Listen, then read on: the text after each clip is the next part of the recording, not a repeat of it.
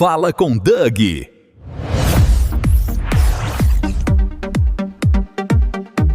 Vamos lá. Fala galera, beleza? Adivinha quem chegou? Eu, Douglas Costa, aqui falando com vocês aqui. Tô com um convidado muito especial, né? O podcast número 1. É muita alegria para mim poder estar fazendo esse projeto, que é um projeto que nasceu no meu coração em 2019. E eu sempre fico, vou fazer, vou trazer, vou juntar dinheiro, vou comprar as coisas, e nunca deu certo, mas graças a Deus chegou o dia hoje. E como eu sou meio doidinho, né, eu trouxe um cara que vai falar muito sobre o que eu tô precisando escutar aí. Eu trouxe aqui um cara que é psicólogo, cara que é músico, é um esposo, tem uma filha linda, que anda correndo de vez em quando por aqui. É um cara muito esforçado, um cara que tem cuidado de muitas pessoas, cara que tem dado muitos conselhos, cara que tem algumas vezes me tirado da minha zona de conforto. E eu tenho certeza que esse papo vai ser um papo que vai abençoar muito a vida de vocês. Mas antes, deixa eu falar dos meus patrocinadores rapidinho, né? O Empório Açougue Bovino, do meu amigo Eduardo, que sempre me ajuda também, sempre me dá força. O Eduardo falou uma coisa muito interessante, que ele falou que eu era um tubarão dentro do aquário, e ele falou que tá na hora do tubarão sair do aquário. E aí eu gravei essas palavras, e sou muito grato a ele, porque ele sempre me dá muitos e muitos conselhos.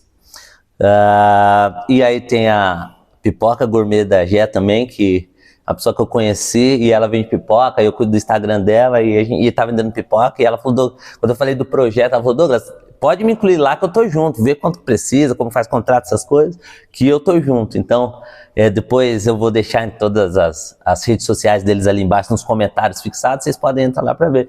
E por último, meu querido amigo André, Multiverso Studio.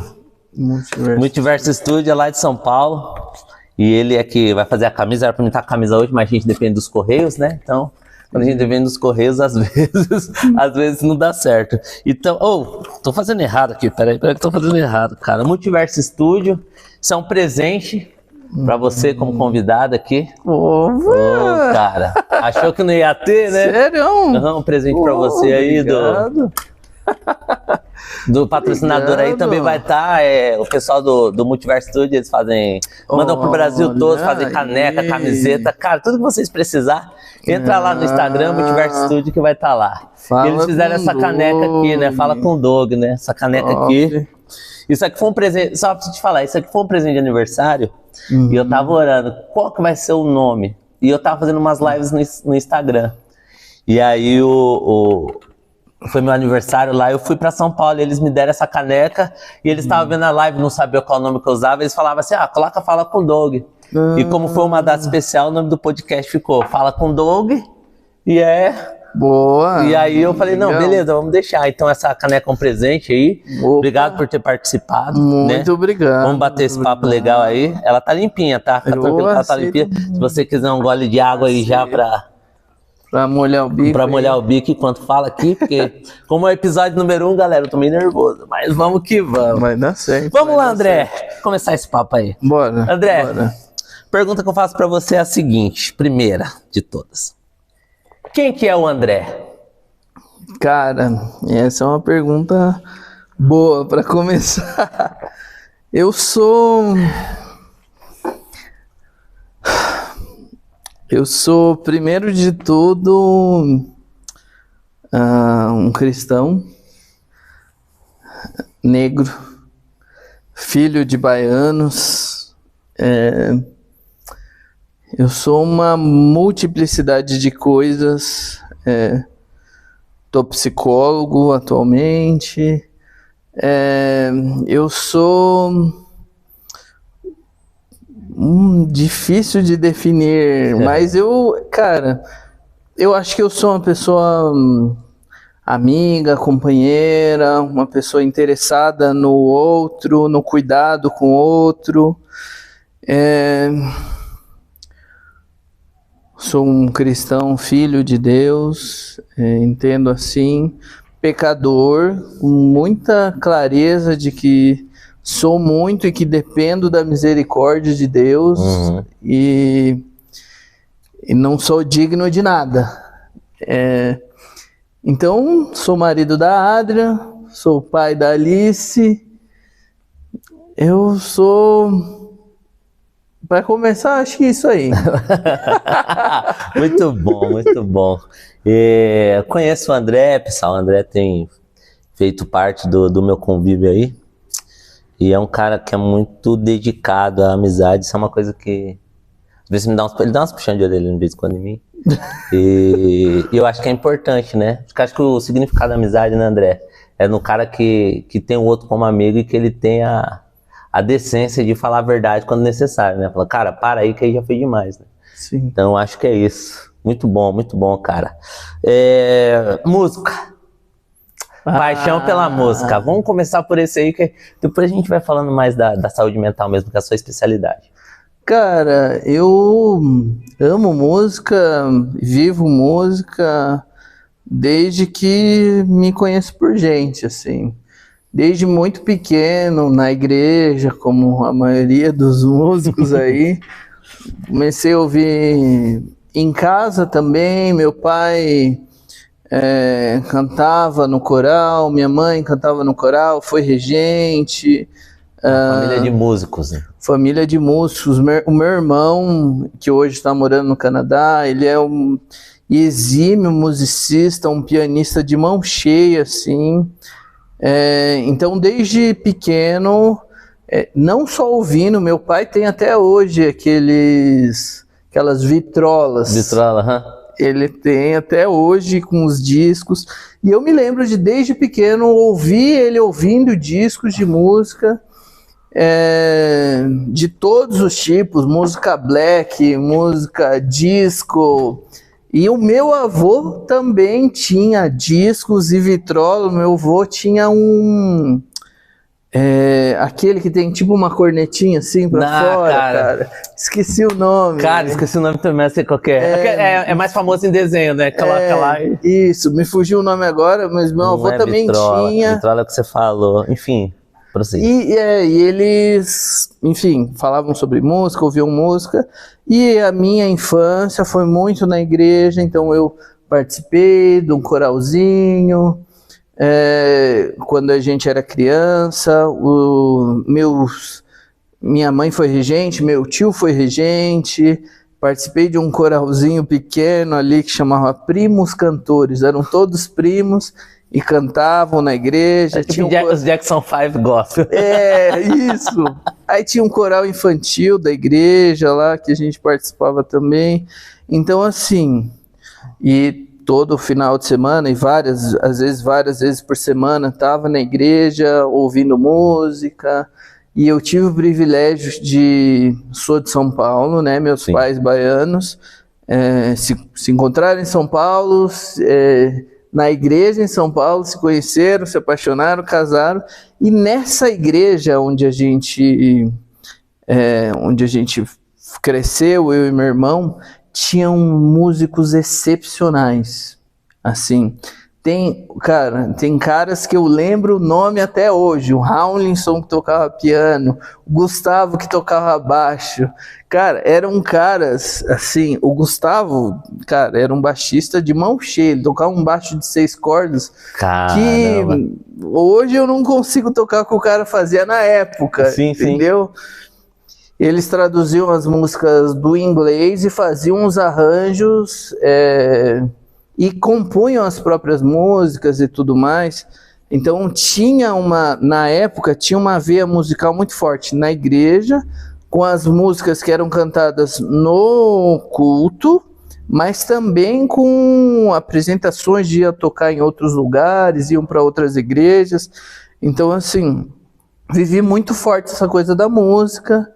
E aí eu comecei querendo participar da equipe de louvor, e aí a primeira vez eu fui tocar uma meia-lua, que depois fui tocar um pandeiro aí pela primeira vez, aprendendo sobre ritmo, e aí aquela clássica, né? Já tinha baterista, já tinha tecladista, já tinha guitarrista, tinha violonista e tinha tecladista. O que faltava? O que faltava? Alguém para baixaria. Faltava alguém para tocar baixo. A primeira vez que eu toquei baixo, depois que eu já estava algum tempo tocando pandeiro no louvor, a primeira vez que eu toquei baixo não foi propriamente o baixo. Era uma guitarra que estava faltando a mesinha. E aí os meninos que já tocavam violão, o Andy e o Jairo, que são irmãos da minha cunhada. Sim. Eles falaram assim, ó, usa só essas cordas. E eles diziam as de cima aqui, na época. Eles diziam, usa essas cordas, que eu não sabia nem o nome, que era Mi e Lá. Sim. E eles não me falaram nem o nome das notas. Falaram, ó, essa hora você toca essa aqui, essa hora você toca essa aqui. E aí eu fui tocando alguns finais de semana com aquela guitarra. A melhor maneira de aprender. Só, tipo, vai lá. E claro, assim, a guitarra, ela tem uma frequência e tudo mais, mas eu tava participando ali. Pra mim, aquilo ali era o ápice. Era muito difícil e ficava nervoso e tudo mais. E aí fui aprendendo a tocar. Eu já tinha essa vivência de estar na frente de várias pessoas, então, mas tinha essa tensão de ser um instrumento novo, de eu não saber direito o que eu estava fazendo. Sim. E aí depois que meu pai me deu, daí depois tinha na igreja um baixo, e depois meu pai me deu um baixo que era um Lion Washburn. Era uma segunda linha da Washburn que meu pai me deu. Até pouco tempo atrás eu tinha encontrado esse baixo, mas eu acabei desfazendo dele. Seu pai também gostava de coisa boa, né? Você falou que ele tinha lá aquela que aí nós esquecemos o nome, colocar o disquinho lá e depois a gente dá logo um Washburn, né? Cara, geralmente o pessoal conhece o quê? Com o Giannini, né?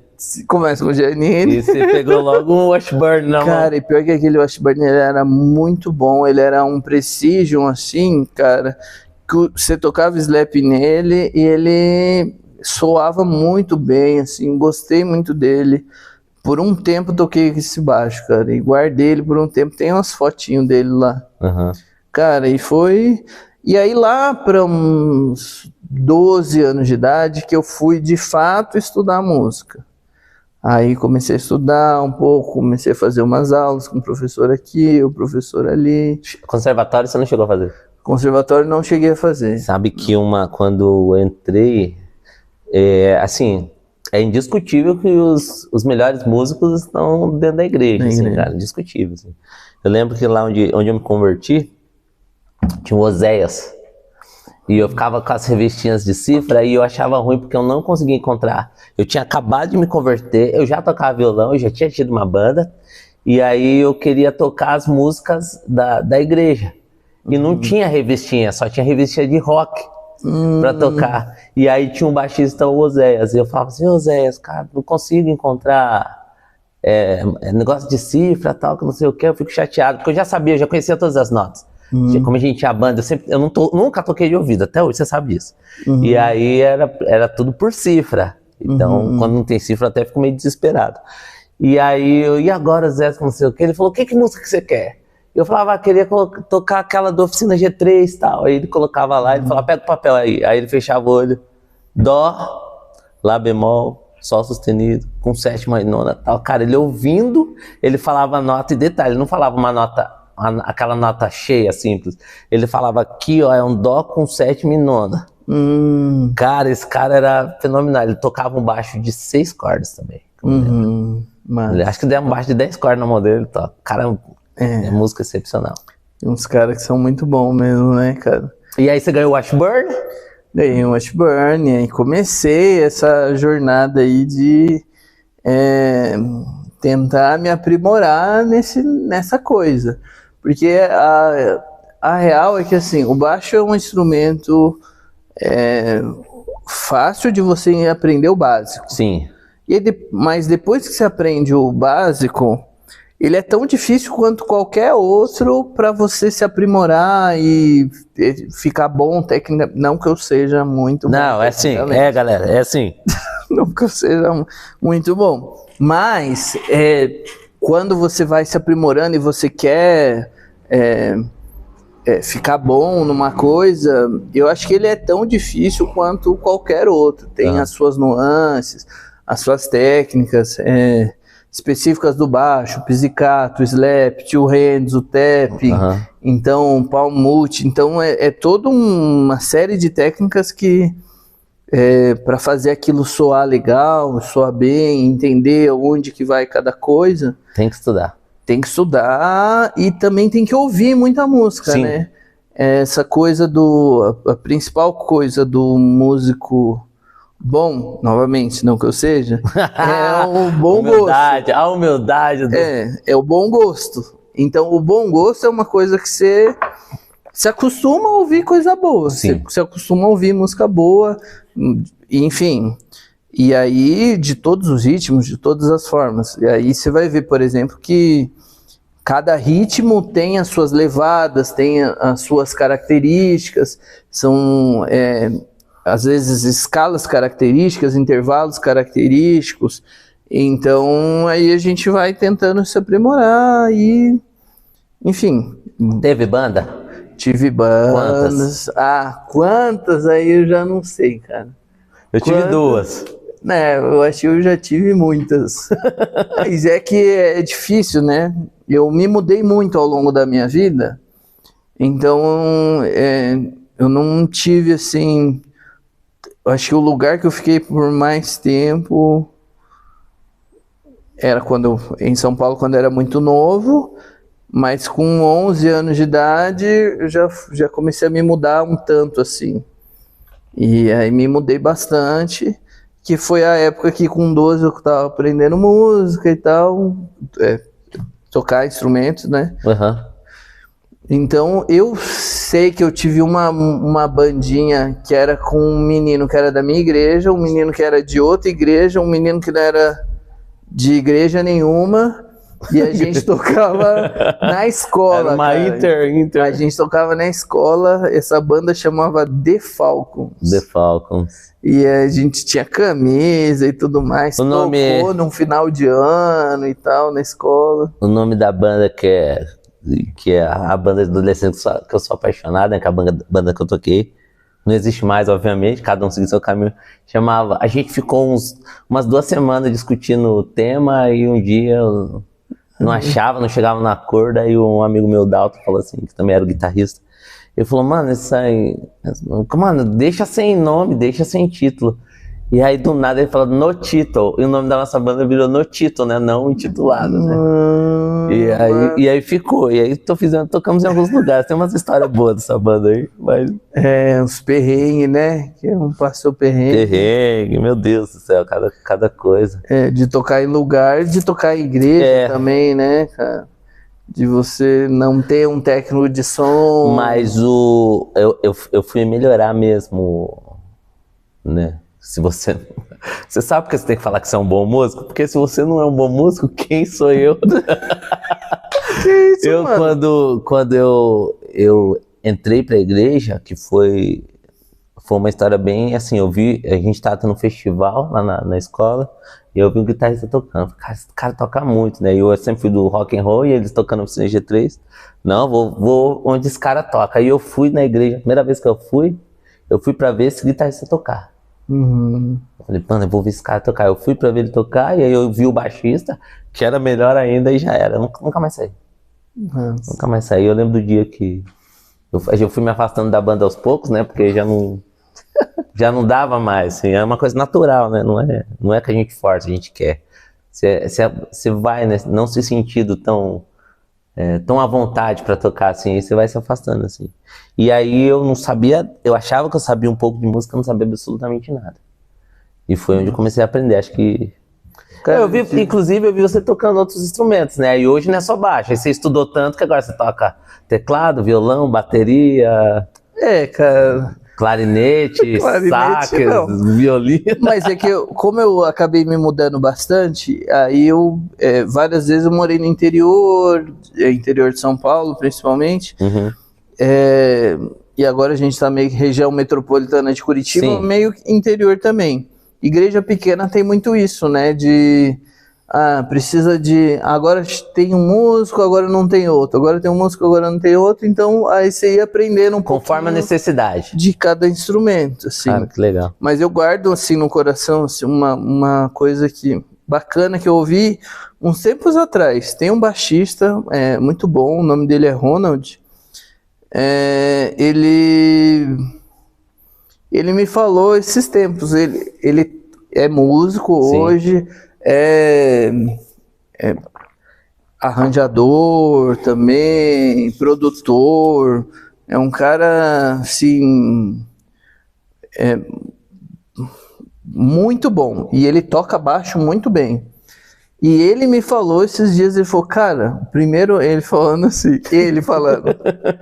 cara, no que a gente sabia quando a gente era pequeno, e ele é mais novo que eu, você foi o primeiro baixista, assim, tipo, bom que eu vi. Eu falei, cara, depois a gente foi ver, né, que bom é os caras. Sim, sim. Ele falou, você foi o primeiro cara bom que eu vi e que me inspirou e tal, e eu fui atrás e fui estudar. E, cara, foi muito legal de ouvir isso, assim, achei... Pelo menos com relação ao baixo, foi a primeira e única vez que eu ouvi alguém falando isso e a pessoa seguiu esse caminho, assim, tipo, tá trabalhando com música, tá vivendo de música, tá fazendo produção, arranjos e as coisas e tal. Uhum. Cara, é interessante, esse podcast mesmo ele vai rolar no meu canal, eu já modifiquei ele todo, já tá lá, Fala com o Doug, né?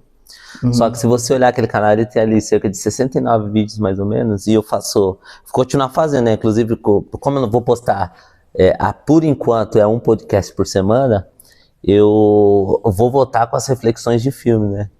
E eu falava, né, sempre, eu comecei em 2019, 2020, 19, 20 mais ou menos. E aí eu fiz umas reflexões de filmes assim, e eu lembro de ter falado algumas vezes, cara, se uma pessoa só ouvir isso daqui e mudar, porque eu faço reflexão falando, eu pego alguma característica de um personagem, alguma característica de um filme, e eu tiro aquela característica dentro daquele filme e vejo onde eu posso alocar dentro da nossa vida, entendeu? Geralmente é uma característica boa, né? E aí eu sempre falo, galera, se eu tiver 1000 visualizações e não mudar nada pra ninguém, eu falhei. Agora se eu tiver 10 visualizações e uma pessoa olhar assim e falar, cara, isso aqui serviu pra mim, eu vou mudar essa linha de raciocínio aqui, já é bom. Eu não tô aqui pra mudar as pessoas, assim, né? Mas eu acho que a gente vai falar já da parte de saúde mental ali. Eu acho que a gente precisa bastante disso. Então é muito gostoso ouvir, né? Eu ainda na verdade, uma vez uma pessoa falou, lá em São Paulo, meu irmão tava andando e falou assim, você é o Douglas, meu irmão parece bastante comigo, né? Tá de boné pro Douglas. E não, Douglas é meu irmão. E eu aqui, lá, e alguém encontrou lá o meu canal e falou, cara, fala pro seu irmão que os vídeos dele são muito bons, que já me ajudou. Cara, é uma alegria imensa, né? Você falando do baixo, eu me lembrei agora. Massa. Quando eu comecei a faculdade de psicologia, eu me lembro de eu falar... Já antes eu já pensava isso, né? Eu assisti um filme que se chama Corrente do Bem. Esse filme é com Hugh J. Osment, um menino que era tipo um prodígio, assim, um atorzinho. O menino que fez o Sexto Sentido. Sei. Fez a inteligência artificial também. Isso. Esse menino, esse filme, A Corrente do Bem, mexeu muito com a minha história. Sim. E a proposta do filme era você fazer por alguém algo que ela não pudesse fazer por si mesma, e essa pessoa fazer por outras 3 pessoas algo que elas não pudessem fazer, e cada uma dessas 3 fazer para outras 3, pirâmide. Sim. É uma corrente. É, uma corrente do bem. Uma corrente melhor. E esse filme mexeu muito comigo, e eu lembro que quando eu comecei a faculdade, os professores começaram, qual que é seu nome e por que você está fazendo o curso? Qual que é seu nome? Então, nessa primeira semana de aula de psicologia, era todo mundo perguntando isso. E eu dentro de mim, falava, eu comecei a fazer psicologia porque eu quero mudar o mundo. Quero mudar o mundo. Eu comecei a fazer... E aí, quando chegou a minha vez, eu falei, por que você está fazendo psicologia? E isso eu já tinha ouvido os professores falando assim para alguns alunos. Não, talvez seria melhor você ter começado a fazer terapia e não fazer psicologia. Acho que você economiza mais. E alguns professores para provocar mesmo, E eu falei, na minha vez, cara, eu faço psicologia porque eu quero mudar o mundo. Tá certo que eu acho que eu era bem inocente quando eu comecei a faculdade. Eu acho que ainda sou um tanto inocente, um tanto romântico. Eu continuo querendo mudar o mundo. Boa. Continuo querendo mudar o mundo, mas a minha noção de mundo mudou. Antes eu pensava assim, eu quero mudar o mundo inteiro. Sim. Hoje eu penso o seguinte, assim como o filme Corrente do Bem. Entendi. Assim é essa lógica que você está propondo aí. Uhum. Se uma pessoa ver e mudar o seu pensamento, para mim já valeu. Então a minha lógica eu posso ajudar pessoas do meu entorno e o meu mundo são essas pessoas que têm contato comigo de forma direta ou indireta. Entendi. E se eu mudar algo na vida dessas pessoas, elas podem mudar algo na vida de outras pessoas. Então isso é uma coisa assim que, claro, eu vi o filme, mexeu comigo, comecei a faculdade pensando isso, falando isso, mas assim, a gente sabe que esses são valores cristãos. Sim, sim. A ideia é ser sal e luz no mundo. Exato. Então, se eu sou sal, eu preciso fazer diferença, não posso ser insosso, eu preciso fazer diferença na vida de alguém. E se eu vou ser luz, a luz só faz diferença em meio às trevas. Então, ninguém liga acende uma lamparina e coloca dentro do armário. Coloca embaixo do negócio, dentro do armário. Coloca num lugar para que ela faça diferença na vida das pessoas que querem luz, que buscam luz. Quem não quer luz, tá tudo bem, fica no seu rolê. Cara, tem uma frase que acho que vai muito de encontro isso que você está falando. Tem uma frase que ela me inspira muito, e eu já falo que a galera vai ver eu falando muito isso aqui, porque essa frase mudou minha vida, que é nenhum sonho, aliás, nem todo sonho se torna realidade, mas não tem realidade que não tenha nascido de um sonho. Então, quando você pensa assim, cara, eu quero mudar o mundo, acho que a maior importância é você não deixar esse sonho morrer. Porque tudo vira realidade. A gente não sabe o dia de amanhã, né? De repente você fala assim, ó, eu quero fazer essa corrente, mudar um ou outro. De repente amanhã você tá de frente a alguma coisa que vai lhe proporcionar mudar talvez um bairro, uma cidade, a gente não sabe. E se você parar para pensar, às vezes uma pessoa pode ser o mundo de alguém, né? Sim. Então quando você muda essa pessoa, quando você consegue trazer luz como uma lamparina para essa pessoa, talvez você esteja assim mudando o mundo de alguém. Eu acho interessante isso.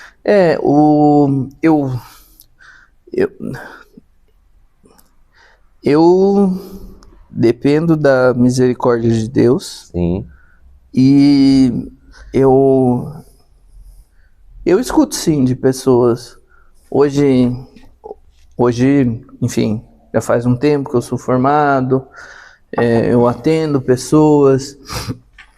Então, hoje mesmo, a paciente saiu do consultório e falou, cara, gostei muito de você, foi muito bom esse atendimento, eu acho, nossa, você, ela, como é que ela falou? Era uma coisa nesse sentido de como foi importante ter contato comigo, e no fim, ela foi para o atendimento por uma questão do filho e tal. E eu entendi que naquele momento era melhor para ele não iniciar a terapia. Uhum. E para ela foi muito importante, ela me disse isso. E eu não acho que isso vem de mim. Sim. Eu acho que isso é dom de Deus. Eu acho que é vocacionado. Então e aí juntando a minha ideia eu acho que eu não acho, eu tenho certeza absoluta que eu tenho essa vocação. Vocacionada a mudar o mundo. Olha que beleza. Você é vocacionado a mudar o mundo, não diga que não. Cara, eu vou pedir. Tranquilo. Bora voltar ao assunto. E aí, você tava naquela corrente de mudar o mundo. Então, aí eu entendo hoje que, assim, quem colocou esse desejo em mim não fui eu. Sim. E quem faz isso não sou eu. Então, se alguém muda o mundo, é Deus. E eu quero ser um instrumento que se encontre apto para isso. Não pela minha capacidade, mas pela misericórdia de Deus. Entendi. Mas eu reconheço que tenho isso dentro de mim.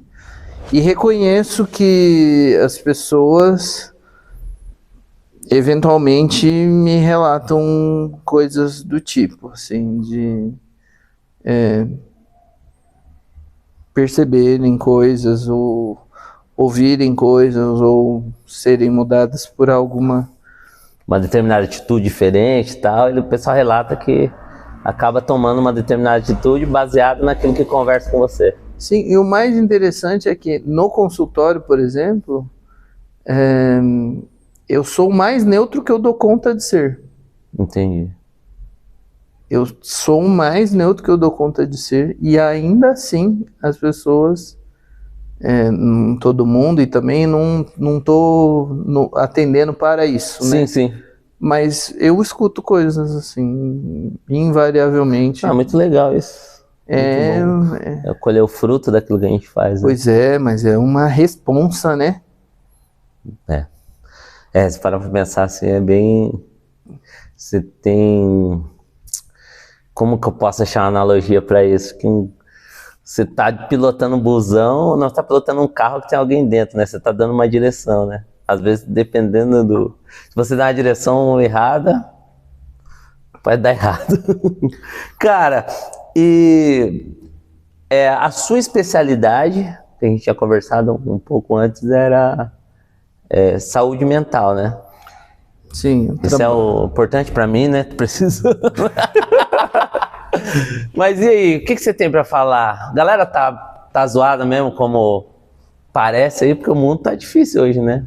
A gente tá dando uma olhada aí. Eu vejo, às vezes eu dou uma olhada nas notícias assim, tem umas coisas que me preocupam bem. Cara, o Bauman, Zygmunt Bauman, ele tem uma série de livros, né? Modernidade líquida, Tempos líquidos, Amor líquido, Nascidos em tempos líquidos. Nessa série de livros ele fala sobre... Não é que ele inventa coisa, ele diagnostica o que ele vê na sociedade, assim, muito claramente.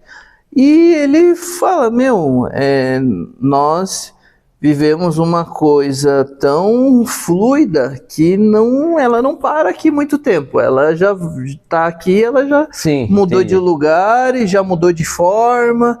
Então, as relações, elas são muito líquidas, o que a gente chama de compromisso, de amor, está muito líquido. Então, o tempo todo está líquido. E esse Nascidos em Tempos Líquidos ainda sobre como é que ficaram as pessoas que já nasceram num tempo onde tudo é muito fluido, evanescente, assim, coisas que não tem... não para muito tempo, não tem muita solidez. Sim. Então, assim, eu vejo que a sociedade está assim. O meu papel no consultório não é julgar ninguém, nem imprimir qualquer crença religiosa que eu tenha sobre a verdade da pessoa. Sim. No consultório, meu rolê eu vou te ouvir. E eu vou ouvir o pior que você acha, não o que eu acho. O pior que você acha que você tem para dizer, eu vou te ouvir. E eu vou garantir que você tenha um ambiente o mais seguro do que você dá conta de suportar. Que de repente você tem coisas com o sexo masculino, você tem coisas com um homem preto. E então eu vou garantir... Por exemplo, chega para mim uma criança que foi abusada por um homem adulto. Ela não vai se sentir segura comigo. Sim. Não vai se sentir segura. Mas assim, então, eu tento garantir para a pessoa que ela tenha um ambiente mais seguro, que ela dá conta de ter, onde eu e ela criamos esse ambiente para ela falar sobre as coisas dela, sobre o que ela acredita da forma dela. E o meu rolê é, eu vou entrar contigo na sua lógica, a gente vai entender a sua lógica e diante da sua lógica, vamos conversar sobre as escolhas que você tem feito. Caramba, que difícil isso, cara. É super difícil, cara. Cara, que difícil. É super difícil. Primeiro que você tem que ter uma base de entendimento muito grande.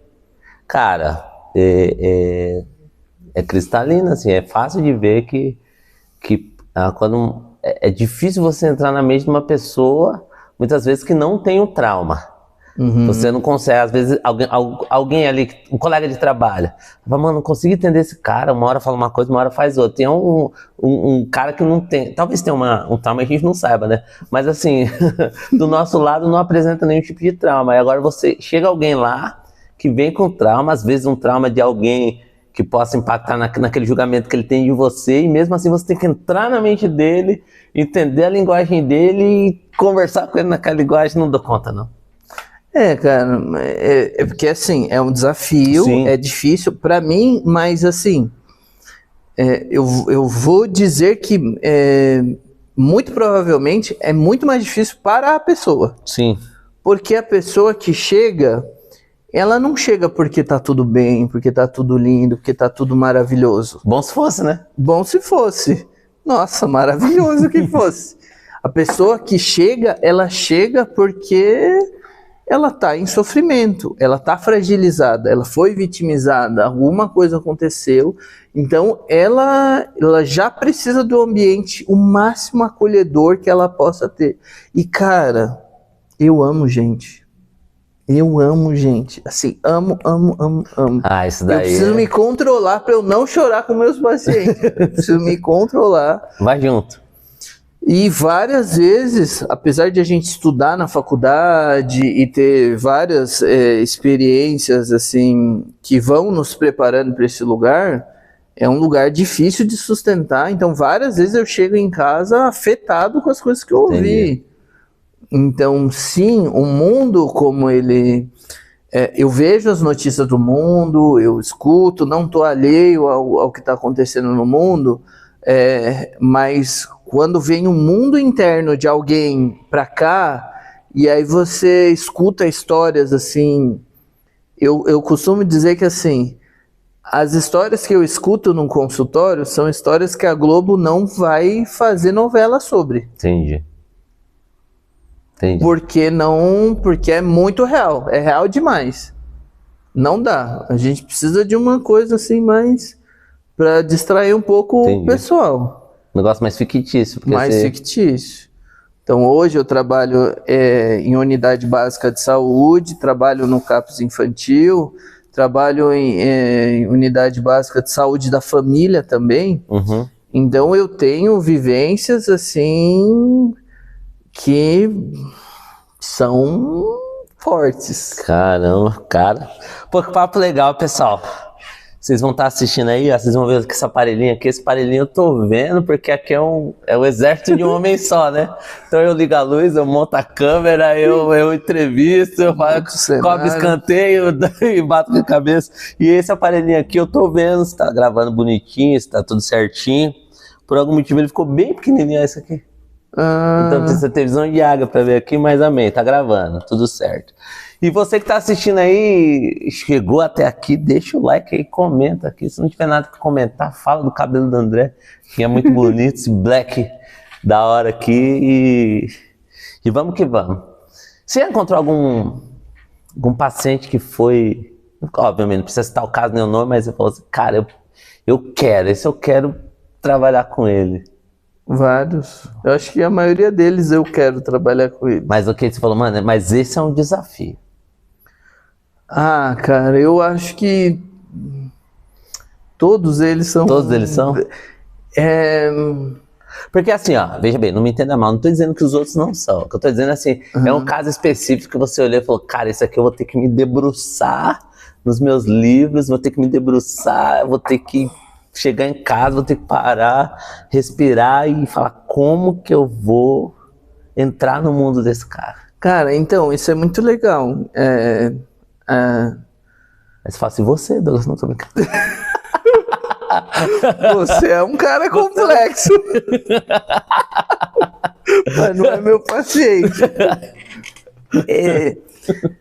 Cara, me excita os pacientes assim que são intrigantes.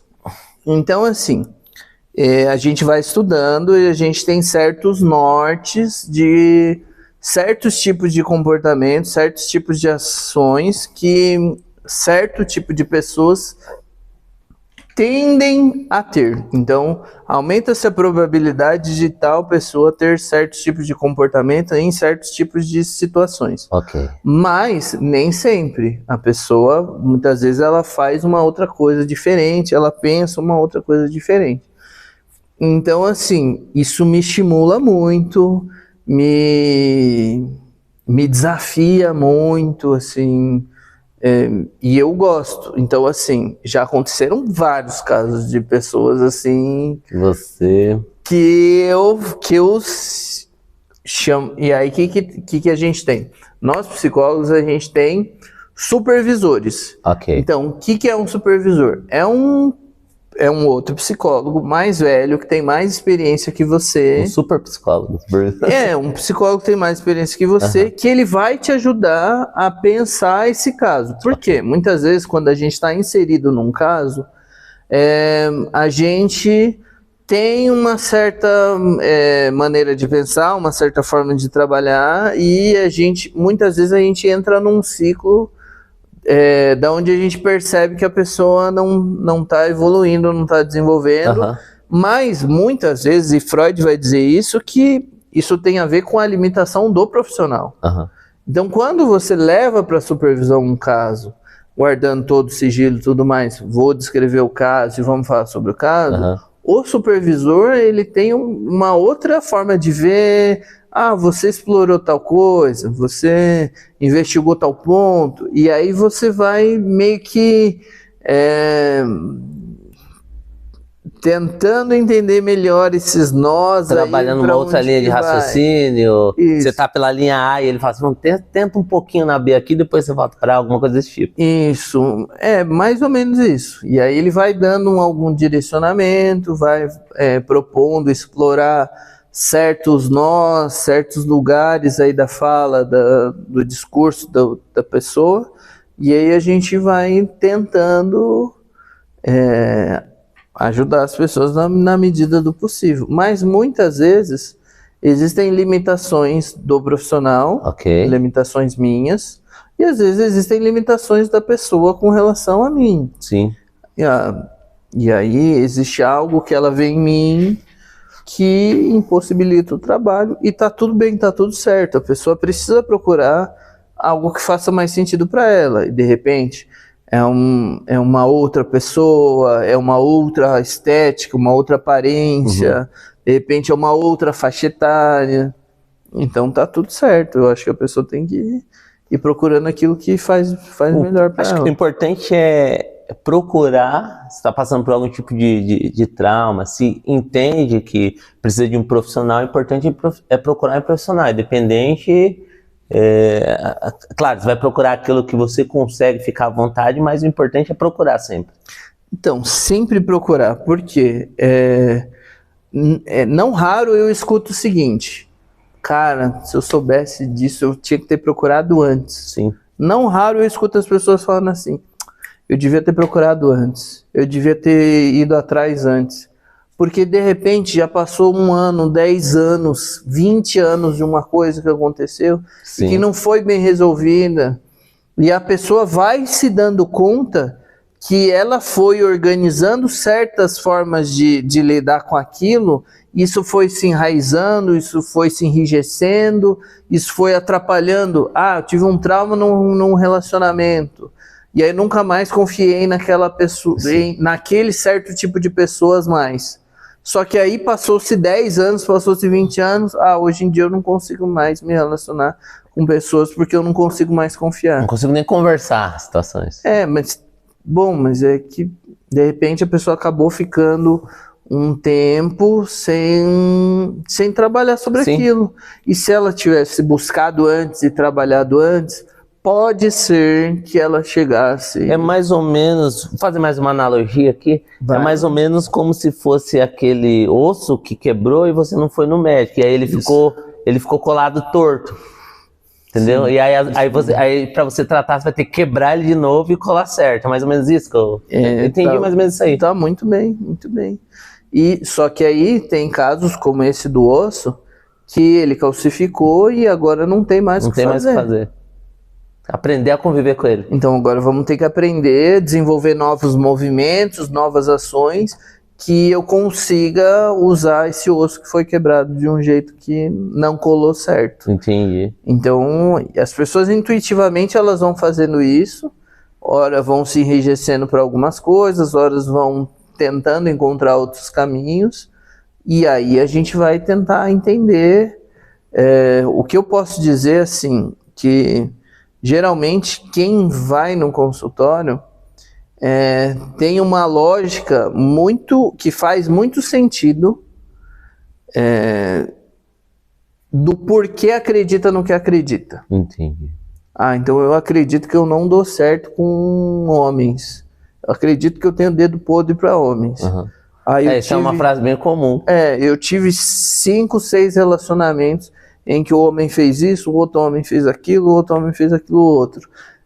Então ela vai juntando elementos para acreditar naquilo e muitas vezes vai repetindo aí você joga certos padrões. Aí você joga aquela máxima, falaste bem, mulher.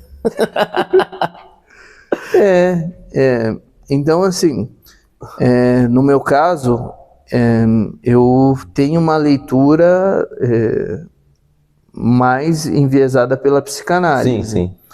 Entendo que Freud era um homem da sua época, com as questões da sua própria época, era um ateu incurável, mas entendo também que a psicanálise ela não é uma cosmovisão de mundo. Sim.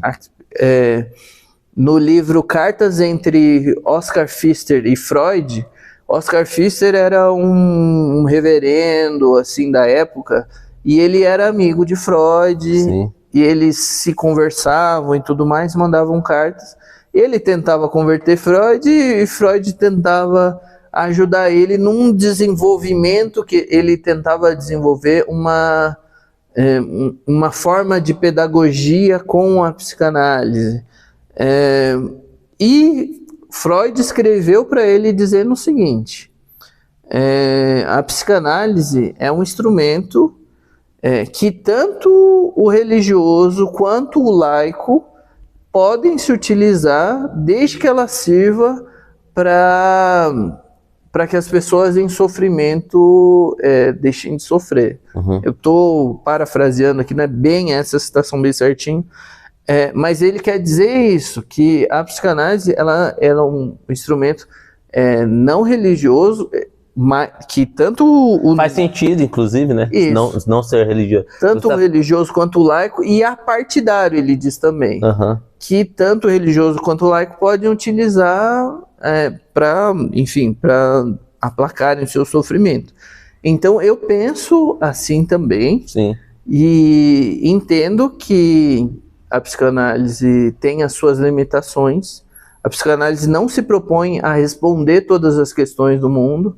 O famoso Freud explica, nem sempre ele explica, tá? E várias coisas que ele explicou errado.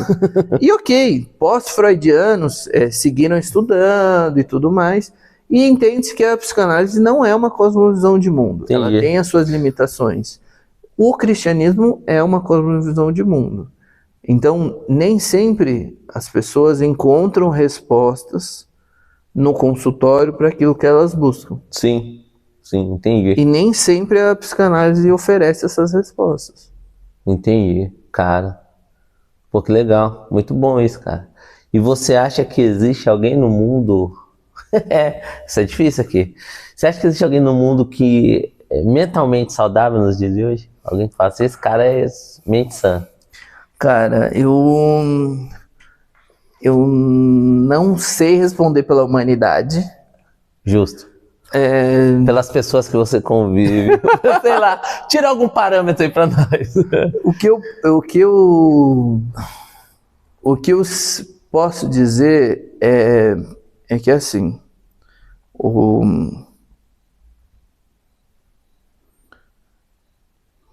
deixa eu ver.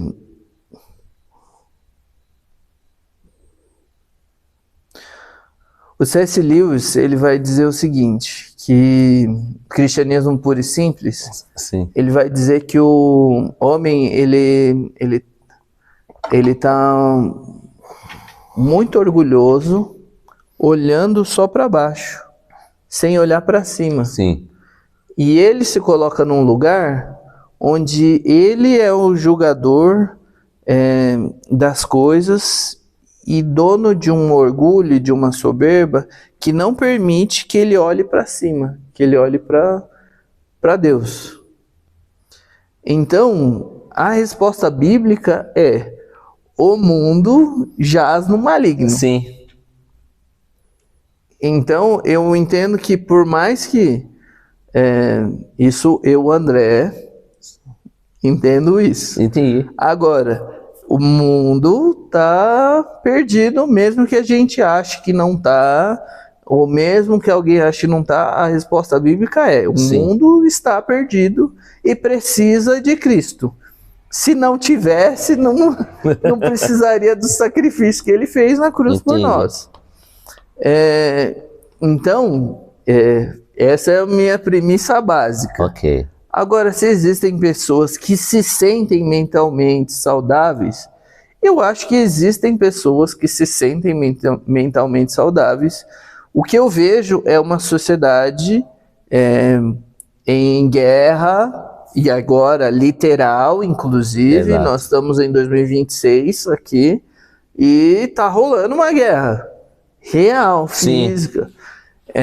Então, assim, parar para olhar a sociedade, o nosso entorno, a guerra entre sexos, entre gêneros, entre ideologias, a guerra física que eu estou falando, é difícil pensar uma pessoa plenamente consciente de tudo que acontece e que esteja super de boa com tudo que está acontecendo. É difícil. Mas, assim, eu também não acho que todo mundo tá À beira da loucura. à beira da loucura. Eu também não acho. Então, acho que o pessoal não tá à beira da loucura, não, mas eu vejo que... Eu percebo, né? Eu percebo que a paciência... A pessoa não tá à beira da loucura, mas eu percebo que a paciência tá bem curta, assim. Acho que eu tô vendo algumas situações de questões... Aliás, eu não, né? Eu tenho observado, né? Eu observo bastante e eu vejo algumas situações em que 5 minutos... 2, 3 minutos respirando a mais e a tempestade não viria, sabe? Boa. Eu acho que assim, o cara respira 3 minutinhos e não viria. Acho que a galera tá muito... Cara, assim, pá, sem pensar, sabe? Por isso que eu tirei essa ideia. Eu falei, cara, é difícil encontrar alguém em que, às vezes, as pessoas, elas até te influenciam. Você vai deixar falar assim com você? Às vezes, sem querer. Não é que a pessoa é mal, mas a pessoa fala assim, pô, se fosse comigo, não falasse. Vai deixar falar assim com você? E aí você fala assim, aí você tem que parar, respirar 5 minutos e falar, cara, mas não é sobre ele, é sobre mim, né? Sim. Então, calma aí. E pessoalmente é uma coisa, né? Globalização, internet, inteligência artificial. Não, aí no Twitter todo mundo é bem corajoso Não, aí e o fala pessoal de tudo. E é um lugar perigosíssimo. Confesso que eu já fui algumas vezes assim, mas eu mudei bastante, mas assim, já fui algumas vezes assim, né? Eu acho que é importante, pessoal, para quem tá vendo aqui, para vocês que estão aí, a gente tá batendo papo aqui entre nós aí, quem tá acompanhando, mas é que acho que o importante é assim, a gente tirar a lição das situações que nós passamos e tentar entender o que é melhor pra gente naquela situação. Eu já briguei, não vou mentir não, já briguei um pouco assim no Twitter, discuti lá, aquela coisa toda. Um belo dia eu olhei e falei, cara, eu tô perdendo muito meu tempo. Você sabe quando eu descobri, eu fui trabalhar num lugar lá na empresa que não tinha sinal, eles colocaram Wi-Fi. E aí só que o Wi-Fi da empresa ele vem bloqueado, ele não tinha acesso. Então, se eu ligava no Wi-Fi, porque eu não tinha sinal, eu ligava no Wi-Fi. E era um tempo que eu tava bem twitteiro, né? Antes de virar X ainda. E aí não tinha, e eu, né, sangue nos olhos e tudo. E aí, cara, cortou o meu sinal, só tinha Wi-Fi, o Wi-Fi bloqueava. Aí tinha hora que eu ficava, mano, preciso subir lá em cima. Eu subia a escada e eu ia procurar um lugar que tinha sinal pra entrar e ia voltar a trabalhar. Cara, um dia eu falei assim, o que eu tô fazendo da minha vida, bicho? E aí eu fiz um negócio que eu chamo de desintoxicação. Fui lá, excluí o aplicativo, fiquei uns 4, 5 meses sem entrar. Aí eu falei, porque tem a galera que você dá risada, tem as notícias que você vê que eu acho importante. E aí deu 3 meses, eu falei, mas se eu entrar, vou brigar? Vou, então espera. Aí quando deu uns 4 meses ali, eu falei, não, acho que agora eu tô de boa. Aí quando eu entrei, o pessoal, Douglas, fez falta. Eu falei, pessoal, tô num projeto aí. E aí eu entro, dou uma olhadinha em uma coisa, mas não mais como era, assim, acordava de manhã já. E eu acho que é importante, o pessoal que tá assistindo a lição, uma observação que eu faço sobre isso, né? Você tem que observar, né? E aprender com aquilo que... Pô, tem que achar aquilo que tá me fazendo mal, né? Principalmente quando a gente fala de saúde mental, né? Você que é especialista nisso, mas quando a gente fala de saúde mental é muito observar, eu percebo. E eu percebo que as pessoas têm observado menos, têm agido antes de pensar. Então, nesse lugar de amor ao próximo, aí, que é um ensinamento bíblico, né? Amar a Deus sobre todas as coisas, o próximo como a ti mesmo. A ideia não é eu exercer controle sobre o outro. Deixa eu ouvir você naquilo que é a tua verdade. Sim. Agora, as pessoas na internet, fora dela, elas estão mais interessadas em exercer a verdade delas sobre o outro. Sim. E isso não é o melhor, para mim, não é o melhor caminho. Para mim, o melhor caminho é me conta da sua verdade e deixa eu caminhar contigo. Me conta da sua verdade. E eu quero ouvir de você a sua verdade, quero acolher a sua verdade, não para mim, mas eu quero acolher a sua verdade. Me conta sobre ela. E não eu ficar falando para você, você isso, você aquilo, você aquilo outro. De vez em quando, acho que uma pontuação... Não, é isso. Acho que... Se a sua verdade é essa, segundo o que você tá me dizendo, isso aqui que você tá fazendo não coaduna com essa sua verdade que você diz que é essa e essa e essa. Então eu não tô interessado em falar pra pessoa, a minha verdade é essa e segundo a minha visão você tem que fazer isso, isso, isso e aquilo. Entendi. Isso André, eu entendo que tem vários cristãos que fazem isso. No consultório, eu tô muito mais interessado em ouvir a pessoa e falar muito pouco. Inclusive, eu tô zero interessado em julgar a pessoa, assim, isso aí você tá fazendo tá certo, isso aí tá errado, isso aqui não sei o quê. Nem cabe. Sim. Nem cabe. Acho. Cabe. Essa é uma das melhores coisas que tem. Acho que hoje é que a gente fala, eu vivo hoje, né? Então tem que falar do presente, não tem que falar. Mas às vezes eu até brinco lá no serviço que eu sou o cara da amizade. Você fala, da mesma maneira que você diz assim, Douglas, eu gosto de pessoas, a mesma maneira eu gosto de amigos. Então se eu falar assim, fulano é meu amigo, ele é meu amigo. E às vezes eu não tenho essa mesma resposta do outro lado, isso aí me frustra. Então, por isso que eu tô falando assim, que é importante esse olhar de cara, eu não tô aí, eu não vou te julgar, não vou falar o que é, não, eu quero te ouvir, falar comigo. Eu acho que é importante. Acho que é importante porque você tem ali um lugar onde você vai conseguir desabafar, ser quem você é mesmo de qualquer forma, sem nenhum tipo de julgamento. Entendeu, pessoal? Façam terapia. A terapia é maravilhosa, mas nas relações a gente tem visto esse enrijecimento muito de...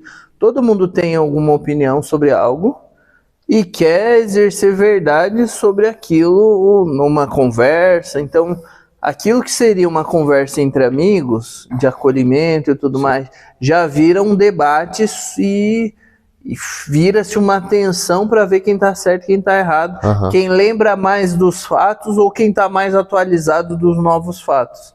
E isso tem afastado as pessoas. Aí as pessoas falam o seguinte, minha bateria social tá acabando, minha bateria Isso é social uma frase acabou. que... Porque se eu saio, vestir-se é político, aquilo que eu falo, as pessoas já estão julgando, aquilo que as pessoas falam eu estou julgando, então eu preciso estar tão atento o tempo todo, meu nível de cortisol lá em cima, porque eu tô aqui alerta em tudo que eu tô fazendo, porque eu tô pronto para uma guerra aqui. E aí, as relações de amizade... elas estão se tornando um campo minado onde a gente está ferindo gente que a gente gosta. E gente que a gente gosta está ferindo a gente e a gente está se afastando.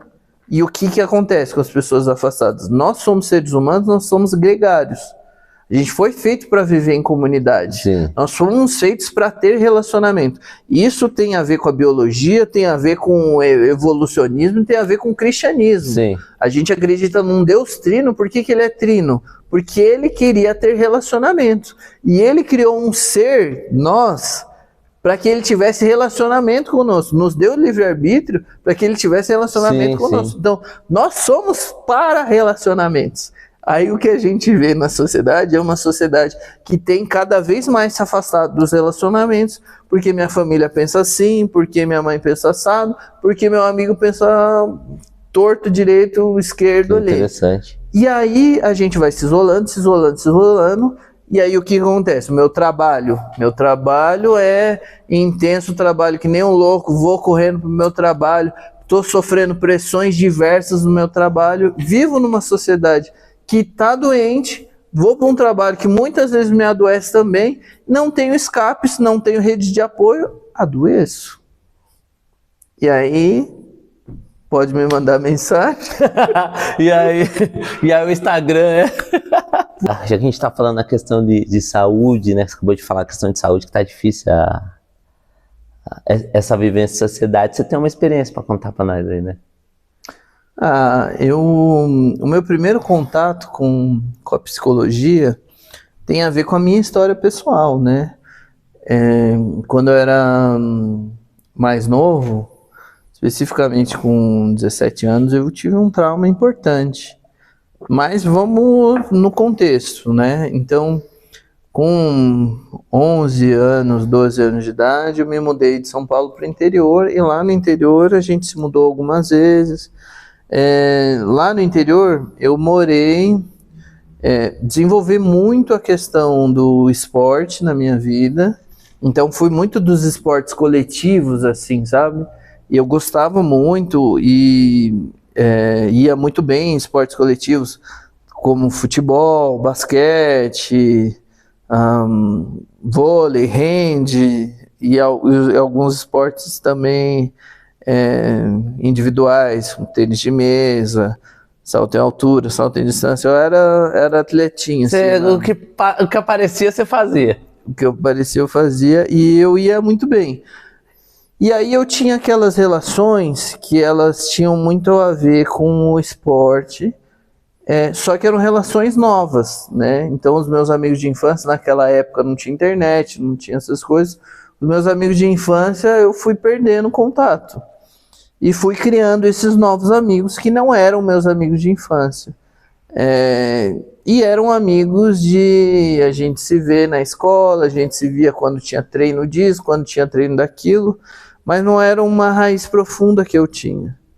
E que eu acabei não tendo. Então, me mudando várias vezes, a igreja me ajudava muito, tinha essa coisa social de ser acolhido por certas pessoas, de ter gente interessada muito nessa questão social aí de ajuda também.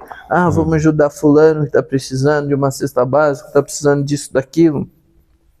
Então era muito legal, mas ainda era recente, não era aprofundado. Então com uns 12 anos de idade, eu cheguei entre os 12 e os 17, teve uma época que eu não morei com os meus pais, aí teve uma época que eu morei com meu avô, teve uma época que eu morei com um tio. Então várias vezes, por exemplo, eu tinha aula de manhã e tinha treino de basquete à noite. Aí eu tinha aula de manhã, tinha treino de tênis de mesa de tarde. Então várias vezes eu passei desde as 6 da manhã até as 10h30 da noite, fora de casa. Sim. E as pessoas chegavam e iam embora para os seus compromissos. E eu morava num lugar que era... Eu morava num lugar que era o Parque dos Lagos, em Águas Santa Bárbara. Eu morava no Parque dos Lagos, que ele era a 7 quilômetros de distância de onde era a minha escola. Então, ia um ônibus em um horário de manhã, um horário do meio-dia, um horário de tarde e um horário de noite. Ok. Então, eu tinha a opção de ir com o ônibus ou ir andando, que era um rolê, porque era Sim. 7 km, né? Era 1 hora para ir e para voltar 1h30, assim. E para voltar era subida e lá era muito sol e muito calor. E cansado de praticar o esporte o dia todo. Exato. E aí o que acontece? Muitas vezes eu não me alimentava bem, tipo, comia na escola, quando eu chegava a tempo para as refeições. Então várias vezes eu me alimentei pouco e não tinha relações muito próximas, e aí meus pais mais distantes, e aí como eu passava o dia inteiro na escola, não tinha como tinha o telefone, né, aí ligações. Sim.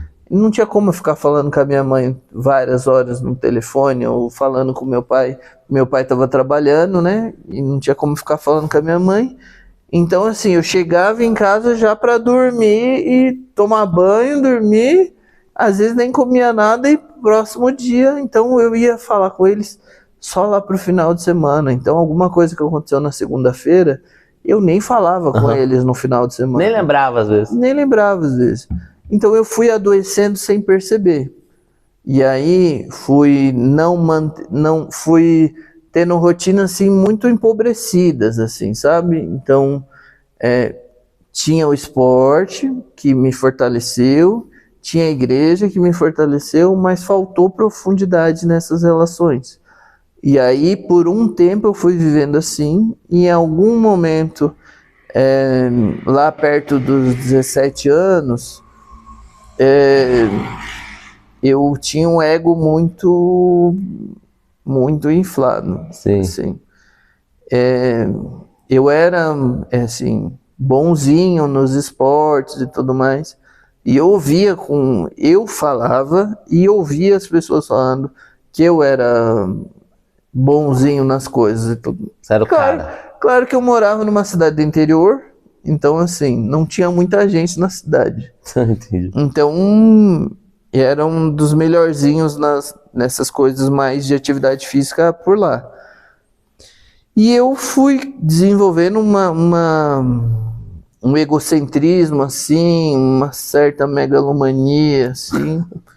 E quando as coisas começaram a não dar certo, elas foram meio que ruindo meio que tudo junto, assim, sabe? Nessa época, eu vivia um cristianismo de fachada. Uhum. Então eu era mais religioso do que cristão nessa época.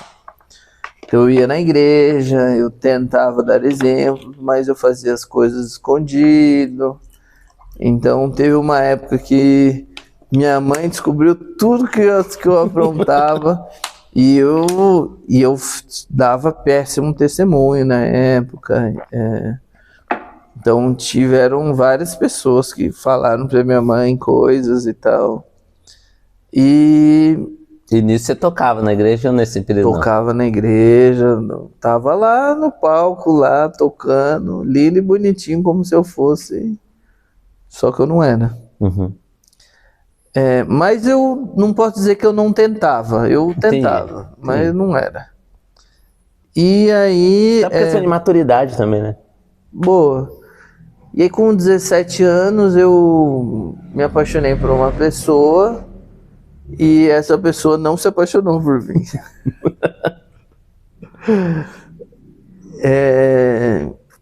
E me faltou maturidade para lidar com essa situação. E essa situação toda foi a cereja do bolo, só que só a cereja do bolo. O bolo inteiro foram outras coisas. Sim. Foi a distância dos meus pais, a distância de Deus, a distância do meu irmão, que estava longe também, a falta de relações de amizade, falta de me abrir com pessoas, de ter pessoas com quem eu pudesse falar. Frustrações. E aí foi quando eu tentei um suicídio, lá com 17 anos de idade. Não deu certo. Tá brincando? Não acredito. Claramente não deu certo. E aí eu fui... eu lembro que eu fiquei um tempo... Eu tive um mutismo seletivo. Você ficou um tempo sem falar, só que sem causa biológica para isso. Fiz vários exames e os médicos diziam para os meus pais, olha, não tem nada aqui que impeça ele de falar. E você não falava mesmo? Eu não falava mesmo. Eu fiquei um tempo sem falar. Caramba. E eu vi a angústia dos meus pais, eu vi eles chorando. Mas assim, você tava fechado e falava assim, não, na sua cabeça, falava assim, não vou falar e não falava, ou você falava assim, não, eu quero falar e não consigo?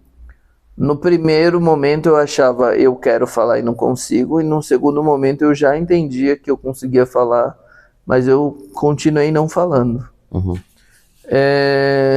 E aí eu fui fazer terapia. O nome dela era Raquel Tenan. A Raquel foi a minha primeira psicóloga. E antes dela eu nem sabia que existia terapia. Já tinha ouvido falar de um tal de Freud. E quando eu fui fazer terapia foi que eu fui parar para me questionar sobre o que me faz bem, o que não me faz bem, o que não tá legal. Porque quando a minha mãe ligava de final de semana, era automático eu dizer que estava tudo bem. Uhum. Eu nem me questionava se não estava bem. Você tinha uma resposta pré-programada para aquela ligação já. Tá tudo bem? Tudo bem, tudo ótimo. Tudo bem, tudo tranquilo. Bicho pegando, mas tá tudo bem. Então, eu nem me dava conta que o bicho estava pegando tanto assim. Mas tava. Tava várias vezes quando eu fiquei nessa coisa de praticar um esporte lá de noite. Aí eu passava à tarde, às vezes eu não tinha o que fazer. Várias vezes eu deitava numa calçada lá e dormia na calçada de uma rua. E as pessoas me viam assim. E aí, André, tá tudo bem? Tudo bem, tudo certo. Tô só descansando, esperando o horário do treino que vai começar a tal horário. E aí o meu rendimento no treino normalmente era bom, era não sei o quê. As pessoas acabavam não se preocupando tanto depois. Mas Sim. quando várias pessoas me viram deitado na rua, deitado numa calçada... Ficaram com dó, daqui a pouco você foi lá e ganhou um joguinho de ping-pong. Não, ele tava só descansando. Tava só descansando mesmo, não tem problema nenhum, tá tudo bem. E no fim... Mas assim, meu rendimento escolar era muito bom, ganhei muitas medalhas, eu ganhei, acho que quase 100 medalhas assim na época Meu Deus, que escola. orgulho, eu não tenho nenhuma. Não, eu tenho sim. Eu tenho uma medalha e um troféu. Mas... O troféu eu tenho de pôquer. Por incrível que pareça. Legal. Nem eu acredito que eu tenho essa medalha. Eu nem acredito que eu tenho essa. Eu não sei o que aconteceu comigo aquele dia, mas, cara, tem uma... Você tava falando aqui, me veio uma... A galera tá com uma linha de raciocínio que, assim, todo mundo fala que o Neymar tá trazendo...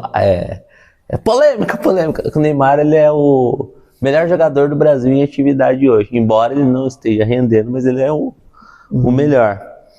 E existe uma linha de raciocínio da galera, principalmente de jogadores, que o Neymar tá nesse fundo de poço por conta dos amigos que estão do lado dele, que falam pra ele, mano, você é bom, você é o cara. E ele não consegue reconhecer que ele tem que, peraí, eu preciso jogar mais simples, eu tenho que parar de tentar ficar fazendo firula, dar chapéu, não tá dando certo. Só que existe uma linha de raciocínio que a galera fala com os amigos deles, ficam, você é o cara, na hora que você... É assim, é só uma fase, a hora que você quiser, você vai... Só que as coisas, o tempo tá passando, as coisas não estão acontecendo, e pô, se ele não for convocado para essa Copa, pelo menos dizem, né, que a seleção para ele acabou. Ele vai fazer o quê? Jogar até os 40 anos para poder ir pra uma seleção? Zé Roberto, naquela fase maravilhosa do Palmeiras, né? Com 40 e pouco tentar jogando muito, não foi? Eu sou brasileiro, torço pro Brasil, estamos em época de Copa do Mundo e eu confesso que por um tempo assim eu afastei um tanto o futebol aí da minha vida, enfim. Mas sempre que vai chegando a Copa do Mundo, isso vai efervescendo aqui dentro de mim. Porque quem passou por uma... Quem viu o Brasil sendo campeão sabe como que é, né? Pois é, eu vi o Brasil sendo campeão, eu vi ao vivo o tetra e o penta também. Eu também.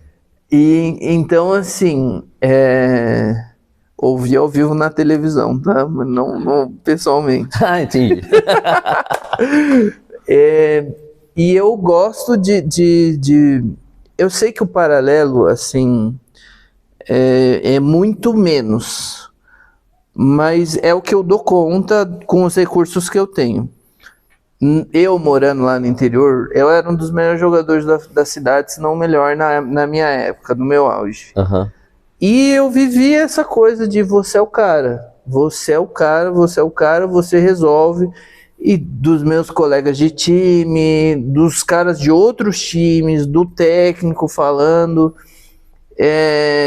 de pessoas de outras cidades falando do entorno ali. Então, assim, claro que eu era adolescente, né? Então, assim, era difícil eu me blindar e falar assim, não, eu preciso me esforçar mais, investir mais, eu preciso correr mais atrás. Era difícil eu pensar isso. Então, o paralelo que eu consigo fazer com o Neymar, com os recursos que eu tenho, que isso, enfim... Os deles são incomparáveis. São limitados. Você não tem o carro do Batman, né? Os recursos, recursos mentais, assim, que eu tenho, se tem um cara que ele vive numa bolha, e essa bolha diz pra ele, você é o cara, você é Deus na Terra, tudo que você faz tá certo. E você nem chega a se permitir questionar, tipo, se tá certo ou se tá errado isso que eu tô fazendo. Tá todo mundo meio que vivendo às tuas custas ali. Então, para essas pessoas, talvez elas não tenham nem maldade. Ok. Para elas, você é a razão do viver delas. Você é o cara.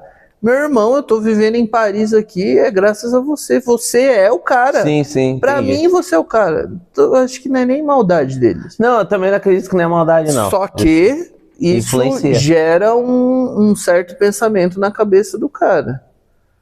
Olha, o Neymar tá com mais de 30 anos. Sim. E assim, a gente entende que isso no futebol, não só no futebol, fisiologicamente, o auge físico dele já passou. Foi. O auge físico dele já passou.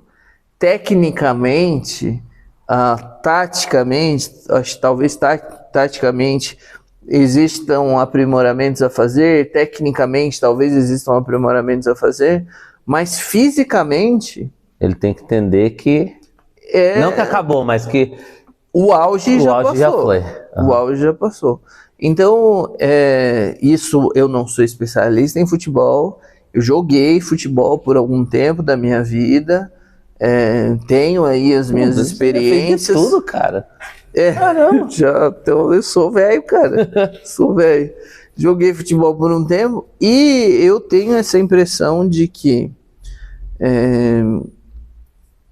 o Cristiano Ronaldo é quem é e foi quem foi para a história do mundo e do futebol por causa do Messi. Uhum. E o Messi é quem é e foi quem foi na história do futebol por causa do Cristiano Ronaldo.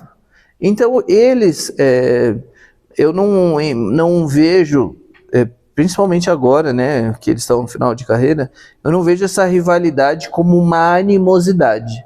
Eu vejo essa rivalidade como algo que um incentivava o outro a ser melhor diariamente. Uhum. O Neymar não tem isso. O Neymar, ele tem os caras que dizem pra ele que ele é lindo, maravilhoso, poderoso, cheiroso e que ele pode fazer o que quiser, que ele é o cara. E na hora que quiser ele vai. O que quiser no futebol, fora do futebol, Concordo. no pôquer, nos relacionamentos, que você vai fazer acontecer. E eu acho que, assim, e eu acho que é a realidade. Em vários momentos da vida dele, da carreira dele, ele fez acontecer mesmo. Sim. Não tenha dúvida. Só que ele estava no auge físico. E eu acho que ele estava com a confiança também lá em cima. Eu acho que esse aspecto emocional influencia bastante. E hoje, pelo que a gente vê do rendimento dele físico e tudo mais, ele está longe desse auge físico. Ele está longe de conseguir jogar 7 jogos seguidos em alto nível. Eu acho que ele precisa... Acho que é um técnico, cara. Acho que precisa de um técnico falar assim, ó, você tem que ser igual... Eu já tô nessa fase, que se eu vou jogar lá, eu não corro não. Eu fico parado, a bola vem pra mim, eu toco pra alguém e deixo esse alguém correr. Eu acho que ele tá nessa fase. Eu assisto alguns jogos do Santos assim, assisto inclusive por causa dele. Porque eu gosto do futebol dele. E eu percebo que tem hora que ele dá uns passes assim que ele encontra. Então se ele ficasse fazendo aquilo, se ele fosse um 10, que ele pegasse a bola, dominasse, olhasse, tocasse, aí ele estaria na seleção já. Mas como ele ainda quer letra, caneta, essas coisas, aí ele não tá por conta disso, porque não rende. O cérebro vai, mas acho que o corpo dá uma travada, assim. Cara, eu não conheço o Neymar, e aí eu também, assim, eu não sei o quanto que eu dou conta de pensar o Neymar, mas assim, ele é uma pessoa que tem lá o seu temperamento, é uma pessoa que dentro de campo ele já vai ser poupado, por exemplo, não vai correr para marcar o lateral que tá descendo. Alguém vai ter que correr para ele. Alguém vai ter que correr para ele. E ele não tem essa esticada aí de arrancada. Sim. Que o Rafinha e o Vini Júnior têm. Então, ou Rafinha ou o Vini Júnior vão ter que fazer isso por ele. E eles não vão ter essa perna para correr quando a gente retomar a bola no contra-ataque. Entendi. E aí, beleza, vamos passar para ele, só que aí o peso sobre ele vai ser maior, porque a gente vai perder essa possibilidade de jogar em transição rápido, que é o que a França fez muito bem, inclusive Sim. contra o Brasil. A gente vai perder essa possibilidade de fazer essa transição rápido, para fazer uma transição mais lenta, onde o peso sobre o meio-campo vai ser muito maior, a marcação já vai estar posta e aí vai ser física. Sim, sim. O Neymar já não é um cara de estrutura física muito grande. Uhum. Então a agilidade dele não era de arrancada e ir lá longe, era a agilidade do drible. Sim. Lembramos que ele não está no auge físico dele. E ele vai arranjar um passe? Ele vai arranjar um passe. Vai. Eu acho que vai, se for convocado. Sim. Mas eu acho que o peso sobre ele vai ser muito maior, tanto porque a gente não vai dar conta de jogar em transição, porque a gente não vai ter os alas para correr com tanta perna, porque um dos alas, pelo menos, vai estar fazendo fazer a parte dele, que ele não vai estar fazendo. O volante vai ter que fazer a reposição de bola para ele, vai ter que buscar a bola para ele, né? Sim. E o atacante vai ter que marcar lá na frente, porque ele não vai marcar. Então e aí ele vai ter que... O jogo vai ser muito mais no meio, que é onde ele vai estar ali ocupando. E ele não vai achar um passe o jogo inteiro. Sim. Ou seja, o peso vai ser maior ali no meio do campo para ele também. E aí eu não sei se...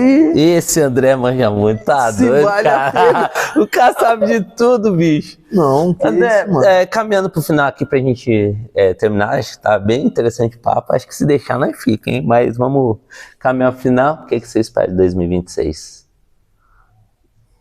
Para o Brasil? Vixe! Cara, eu sou um sonhador, um romântico, tá?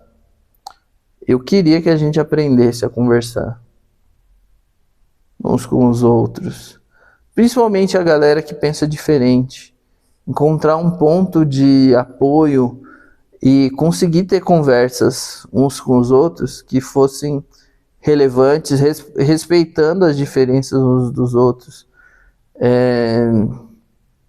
Respeitando as diferenças uns dos outros. E eu entendo que muitos dos cristãos têm uma dificuldade grande de respeitar, ou pelo menos demonstrar respeito, amor, afeto por pessoas que pensam diferentes. E eu vou fazer essa crítica aos cristãos porque é um lugar que eu tenho conhecimento de fala. Seu lugar de fala. Eu tenho um lugar de fala. Mas eu entendo que esse é um problema geral, assim, onde a gente acaba não ouvindo uns aos outros. Então eu queria que o Brasil e o mundo, quiçá o mundo, aprendesse em larga escala a se ouvir mesmo, assim, com carinho, com respeito, muitas vezes com uma certa firmeza, sim, mas com carinho, com respeito. Eu fico ouvindo coisas assim de gente que não está nem um pouco interessada em ouvir os outros, mas se coloca numa posição de que não, vamos dialogar aqui. Só que você vê que não tá ninguém querendo conversar com ninguém. Não tem a disposição, né? De conversar. Isso aí, cara. Prazer conversar aí, pessoal. O André. Esse cara é meu amigão aqui. E olha lá, tem uma mensagem pro pessoal? Não. Façam terapia. Façam terapia. Saúde mental é importante. Acho que é muito importante. Nós entendemos, nós, pessoas, psicólogos, e a Organização Mundial de Saúde já entende que o ser humano é um ser multideterminado, e que a saúde mental é importante, e que inclusive a espiritualidade é importante. Meu papel como psicólogo não é ficar induzindo crenças espirituais aqui, mas a nossa Constituição nos permite uma liberdade de crença, uma liberdade de credo, enfim. E a Organização Mundial de Saúde entende que a espiritualidade é importante para a saúde mental. Então, assim, não estou falando que você precisa acreditar no que eu acredito, mas acreditar em algo nos ajuda a enfrentar o sofrimento de uma forma diferente.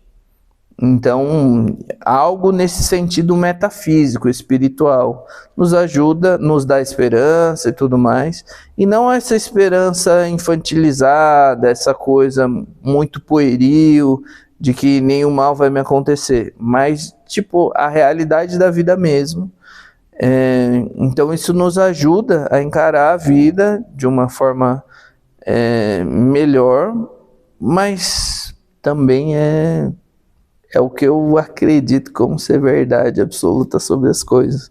Mas aí você não precisa acreditar como eu, né? Você pode acreditar no que a Organização Mundial de Saúde disse, enfim, no que a Constituição diz, aí fica à vontade. Beleza, é isso aí, André. Obrigado aí, cara. O número 1, hein? Número 1. Boa, tamo junto. Galera, obrigado aí quem assistiu até o final. Eu vou deixar aqui embaixo o endereço para quem quiser conhecer Empório Bovino ali. Eles têm uns kits ali bem interessantes de carne. Tem a pipoca gourmet da Gé, né? Que ela faz uma pipoca ali. Na Páscoa agora ela fez um ovo bem interessante mesmo. O pipocovo ali foi bem legal. E também tem o Multiverso Studio, né? Que é o cara ali. Gostou do presente ali que ele tá? Gostei. Obrigado. O Multiverso Studio aí, o pessoal lá de São Paulo ali, mas eles entregam em todo lugar do Brasil. Aí tem camiseta, acho que no próximo podcast eu ia botar com a camiseta. Peguei 3 camisetas ali, já mandei arte pra eles. Infelizmente o correio não chegou a tempo, mas no próximo eu já vou estar com a camiseta aí. Então, se vocês ficarem interessados tanto na caneca, na camiseta, ou na pipoca, ou nos kits do açougue, vai estar aqui embaixo na descrição aí. E é isso aí, galera. Obrigado, mas o primeiro Fala com o Doug aí, eu tô mal feliz, tava mais ansioso que tudo, não ter mais unha, tava tremendo, suando. Me adiciona lá nas redes sociais. Exatamente. André Cogito é o Instagram profissional. Confesso que eu não sou um usuário assíduo das redes sociais. Mas esse é um Instagram profissional que você pode acessar, ver lá um pouco do meu trabalho, um pouco das minhas coisas. Atualmente eu trabalho com um consultório particular, com atendimento online, mas trabalho também no setor público, sou funcionário público, trabalho em unidade básica de saúde, unidade básica de saúde da família e no CAPS infantil também. Mas, enfim, você que tá vendo isso, provavelmente você vai me procurar aí nas redes sociais. Me manda um oi lá e quem sabe eu posso ser o primeiro aí em alguma outra coisa, né? Se eu entrar pelo Instagram ali e querer uma consulta, querer trocar uma ideia com você pelo Instagram, consigo ou tem algum outro meio mais... No Instagram você vai encontrar o meu telefone, você vai encontrar todos os meus contatos. E aí, ali no só entrar em Instagram. contato ali, você... Ixi, se você pesquisar no Google o meu nome, André Santos Araújo, você vai achar várias fontes. Ixi, várias fontes. André Santos Araújo. André Santos Araújo. Isso aí, galera. Então, se alguém ficou... O cara é um excelente profissional. Dá aula de baixo também? Não. Cara, já dei aula, mas não tô Fala assim, eu tô com aluno, tu fala assim, eu tô com um aluno que tá me dando dor de cabeça. Isso fica para um próximo podcast. Boa. Falou, galera. Valeu, tchau, valeu. Valeu, cara. Obrigado. Fala com Doug.